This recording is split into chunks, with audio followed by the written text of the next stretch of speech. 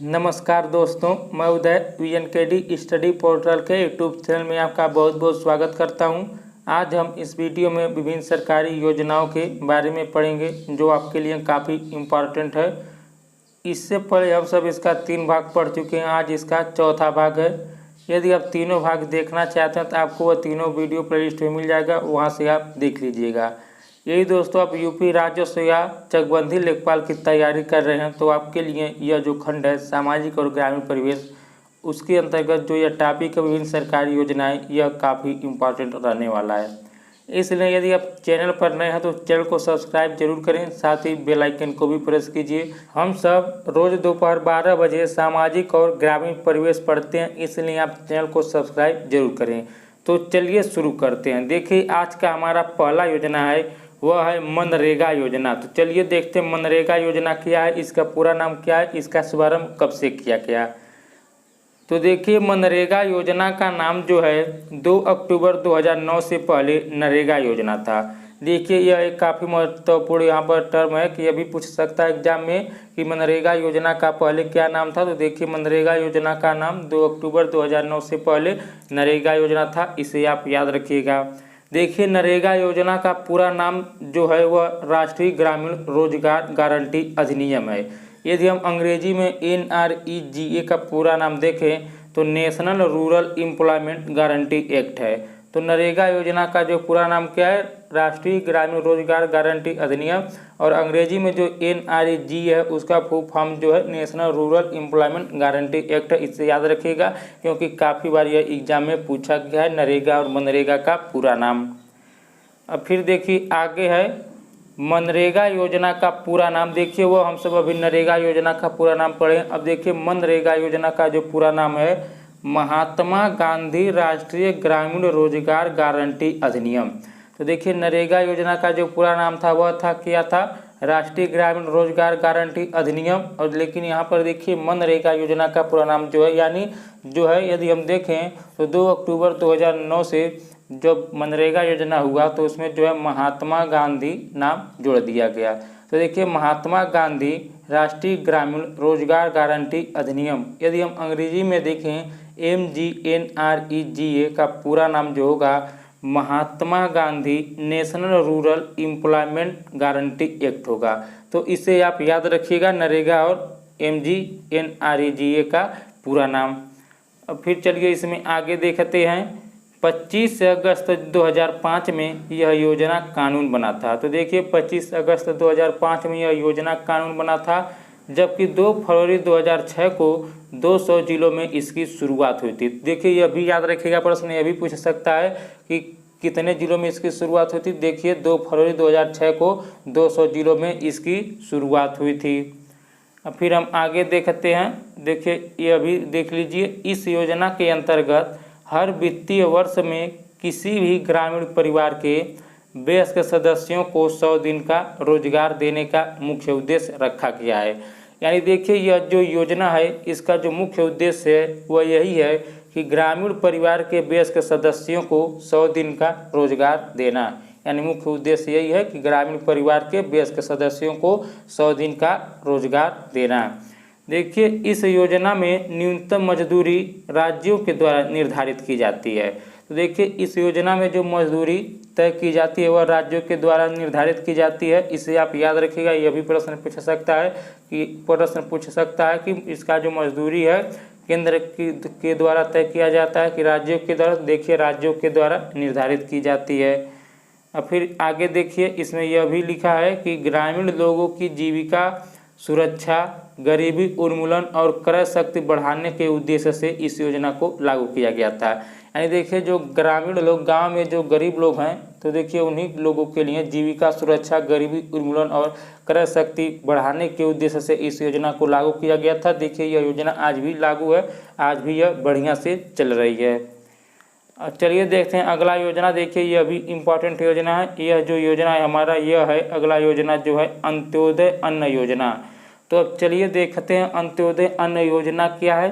तो देखिए, अंत्योदय अन्न योजना भारत सरकार की प्रायोजित योजना है जो सबसे गरीब परिवारों को अत्यधिक सब्सिडी वाले भोजन प्रदान करती है। तो देखिए अंत्योदय अन्न योजना क्या है, भारत सरकार की एक प्रायोजित योजना है जो सबसे गरीब परिवारों को अत्यधिक सब्सिडी वाले भोजन प्रदान करती है। और देखिए यह जो है सर्वप्रथम 25 दिसंबर 2000 को शुरू की गई थी। देखिए यह जो योजना शुरू की गई थी अंत्योदय अन्न योजना, यह 25 दिसंबर 2000 को शुरू की गई थी। देखिए दोस्तों, मैं आपसे डेली में कहता हूँ जब आप योजनाओं को पढ़िए तो देखिए उद्देश्य और समय आप जरूर उसका याद रखिए। तो देखिए यह योजना कब से शुरू की गई, अंत्योदय अन्न योजना, तो 25 दिसंबर 2000 से यह शुरू की गई। अब फिर देखिए, और सर्वप्रथम यह राजस्थान राज्य में लागू की गई। देखिए यह भी प्रश्न पूछ सकता है कि अंत्योदय अन्न योजना सर्वप्रथम किस राज्य में लागू की गई, तो देखिए वो राजस्थान राज्य में लागू की गई। इस योजना के तहत लक्षित सार्वजनिक वितरण प्रणाली के तहत शामिल बीपीएल परिवारों में सबसे गरीबों में से जो है 1 करोड़ की पहचान की गई है। यानी बीपीएल में से, जो बीपीएल बिलो पॉवर्टी लाइन जो होता है, परिवारों में से सबसे गरीबों में से 1 करोड़ की जो है पहचान की गई है। देखिए प्रत्येक पात्र परिवार को, यानी जिन बीपीएल परिवारों को पहचान की गई, वही कह रहा है कि प्रत्येक पात्र परिवार को जो है 20 रुपये की अत्यधिक सब्सिडी दर पर 25 किलोग्राम अनाज उपलब्ध कराया गया था। गेहूं के लिए 2 रुपया प्रति किलो और चावल के लिए जो है 3 रुपया प्रति किलो।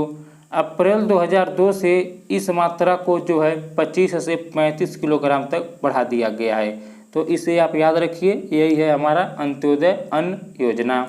तो चलिए अगला देखते हैं, अगला योजना कौन सा है। तो देखिए अगला जो है सांसद आदर्श ग्राम योजना है।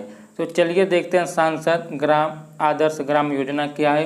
तो देखिए प्रधानमंत्री नरेंद्र मोदी ने 11 अक्टूबर 2014 को गाँव के विकास के लिए सांसद आदर्श ग्राम योजना शुरू की थी। देखिए इसको संक्षिप्त में ए से जीवाई भी कहा जाता है, इसे भी याद रखिएगा। तो देखिए प्रधानमंत्री नरेंद्र मोदी ने 11 अक्टूबर 2014 को जो है गांव के विकास के लिए सांसद आदर्श ग्राम योजना शुरू की थी। अब देखिए इस योजना के तहत जो है देश के सभी सांसदों को 1 साल के लिए एक गांव को गोद लेकर वहां विकास कार्य करना होता है। देखिए इस योजना जो उद्देश्य, यानी इस योजना के तहत जो है देश के सभी सांसदों को 1 साल के लिए एक गांव को गोद लेकर वहां विकास कार्य करना होता है। तो देखिए इससे जो है गांव में बुनियादी सुविधाओं के साथ ही खेती, पशुपालन, कुटीर उद्योग, रोजगार आदि पर जोर दिया जाता है। देखिए योजना में 3 बातों पर जोर दिया जाता है। तो देखिए यह 3 बात कौन कौन है। तो यह 3 बात यह है कि देखिए यह मांग पर आधारित हो, पहला। दूसरा है समाज द्वारा प्रेरित हो। तीसरा इसमें जनता की भागीदारी हो। तो देखिए एक बार और चलिए देख लेते हैं इस योजना को। तो देखिए सांसद आदर्श ग्राम योजना जो है इसे जो है प्रधानमंत्री नरेंद्र मोदी ने 11 अक्टूबर 2014 को गाँव के विकास के लिए सांसद आदर्श ग्राम योजना शुरू की थी। इस योजना के तहत देश के सभी सांसदों को 1 साल के लिए एक गांव को गोद लेकर वहां विकास कार्य करना होता है। देखिए इससे जो है गांव में, यहाँ पर देखिए इससे गांव में बुनियादी सुविधाओं के साथ ही खेती, पशुपालन, कुटीर उद्योग, रोजगार आदि पर जोर दिया जाता है। योजना में 3 बातों पर जोर दिया जाता है। तो देखिए वो 3 बात कौन कौन है। देखिए इसमें जो 3 बात है, यह मांग पर आधारित हो, दूसरा समाज द्वारा प्रेरित हो और तीसरा इसमें जनता की भागीदारी हो। अब देखिए योजना के तहत, यानी यह जो योजना है सांसद आदर्श ग्राम योजना, यानी इस योजना के तहत जो है देश के, यहाँ पर देखिए देश के 2400 गाँव को आदर्श ग्राम के रूप में विकसित करने का लक्ष्य है। भारत सरकार का ग्रामीण विकास मंत्रालय इसका नोडल मंत्रालय, इसे भी याद रखिएगा। देखिए दोस्तों एक स्टूडेंट पूछें कि आप नई योजनाओं को क्यों नहीं करा रहे हैं। तो देखिए हम सभी योजनाओं को देखेंगे, पहले पुराना देखिए, अब इसके बाद जो है हम नई योजनाओं को भी देखेंगे, इसलिए हम सभी योजनाओं को कवर करते चल रहे हैं। अगला जो योजना देखिए, यह योजना है राजीव गांधी ग्रामीण विद्युतीकरण योजना। तो अब चलिए देखते हैं राजीव गांधी ग्रामीण विद्युतीकरण योजना क्या है। तो देखिए राजीव गांधी ग्रामीण विद्युतीकरण योजना, जिसको शॉर्ट में जो है यानी संक्षिप्त में यदि हम देखें तो RGGVY का भी कहा जाता है। देखिए राजीव गांधी ग्रामीण विद्युतीकरण योजना या ग्रामीण विद्युत बुनियादी ढांचा और घरेलू विद्युतीकरण योजना 2005 में शुरू की गई थी। तो देखिए यह जो है 2005 में शुरू की गई थी, इसे आप याद रखिएगा।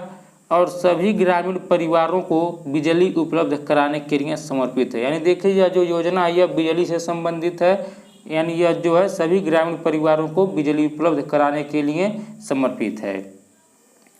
देखिए इस योजना को केंद्र सरकार द्वारा 90% और ग्रामीण विद्युतीकरण निगम द्वारा 10% वित्त पोषित किया जाता है।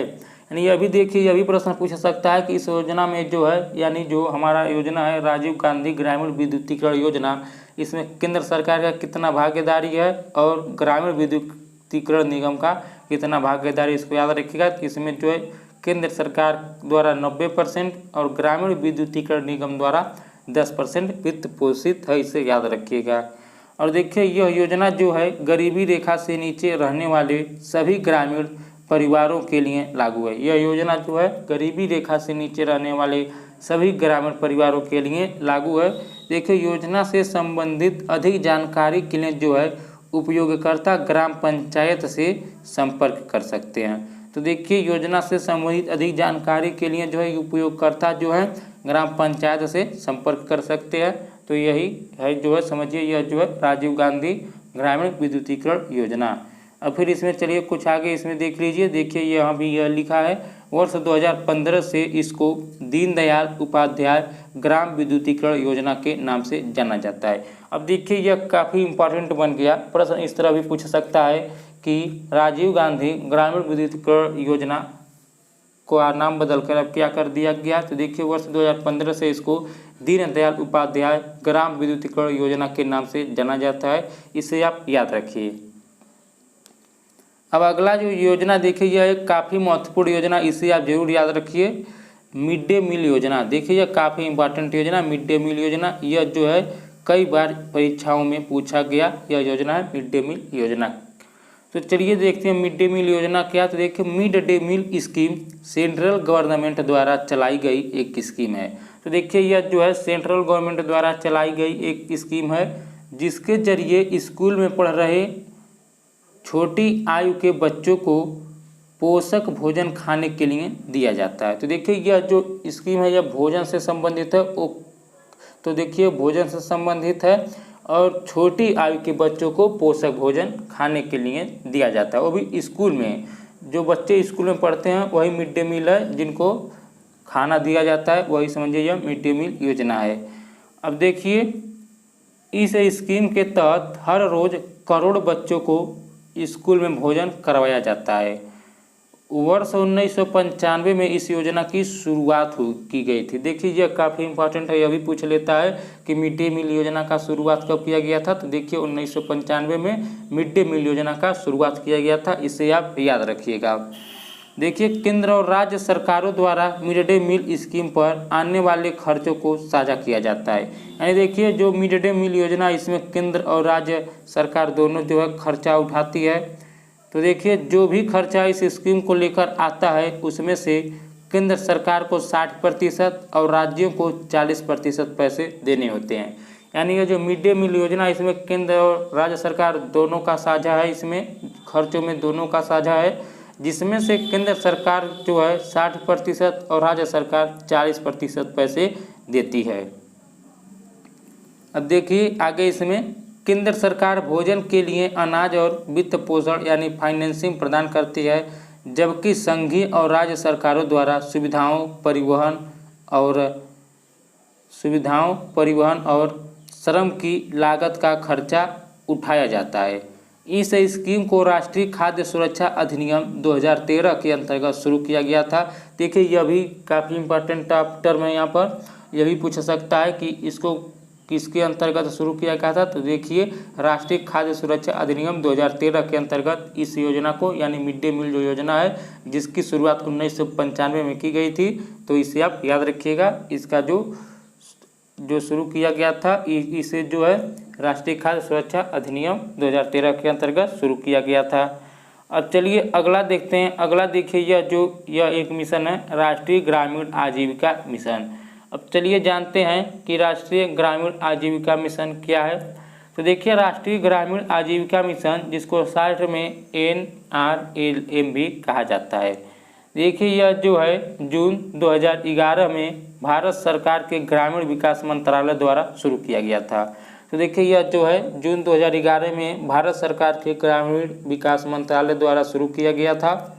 यह योजना ग्रामीण गरीबों के स्वरोजगार और संगठन को बढ़ावा देने पर केंद्रित है। तो देखिए यह योजना जो है ग्रामीण गरीबों के स्वरोजगार और संगठन को बढ़ावा देने पर केंद्रित है। अब देखिए इस कार्यक्रम के पीछे मूल विचार गरीबों को SHG यानी सेल्फ हेल्प ग्रुप समूह में व्यवस्थित करना और इन्हें स्वरोजगार के लिए सक्षम बनाना है। यानी देखिए यह गरीबों के रोजगार के लिए यह योजना है। देखिए इस योजना को 25 सितंबर 2015 को दीनदयाल अंत्योदय योजना द्वारा सफल किया गया था।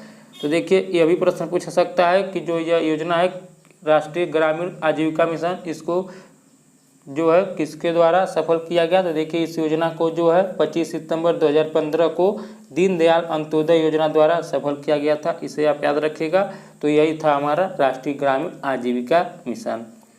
अब अगला देखते हैं। अगला जो योजना है वह है किसान रथ योजना। देखिए यह काफ़ी इंपॉर्टेंट यह भी योजना है, छोटा है लेकिन यह भी इम्पॉर्टेंट है। किसान रथ योजना, देखिए किसान रथ योजना की शुरुआत 2010 से 11 में दूर के किसानों को विविध जानकारी हेतु प्रारंभ की गई थी। देखिए यह जो योजना थी यह किसके लिए प्रारंभ की गई थी। तो देखिए 2010-11 में दूर के किसानों को विविध जानकारी हेतु प्रारंभ की गई थी। अब चलिए देखते हैं एक अगला है प्रियदर्शिनी योजना। प्रियदर्शिनी योजना क्या है चलिए देखते हैं। तो देखिए मंत्रालय महिला एवं बाल विकास यानी महिला एवं बाल विकास अपनी परियोजना के तहत 4745 स्वयं सहायता समूह यानी SHG सेल्फ हेल्प समूह का समर्थन किया है। प्रियदर्शिनी यानी देखिए यह प्रियदर्शिनी योजना जो है, यह योजना जो है मंत्रालय महिला एवं बाल विकास, कहें तो महिला एवं बाल विकास अपनी परियोजना के तहत 4745 स्वयं सहायता समूह यानी SHG का समर्थन किया है। अब फिर देखिए पायलट परियोजना को उत्तर प्रदेश के 5 जिलों और बिहार के 2 जिलों में फैले 13 ब्लॉक में मंत्रालय द्वारा प्रदर्शित किया जा रहा है। यानी यह जो पायलट परियोजना है उत्तर प्रदेश के 5 जिलों और बिहार के 2 जिलों में फैले 13 ब्लॉक में मंत्रालय द्वारा प्रदर्शित किया जा रहा है।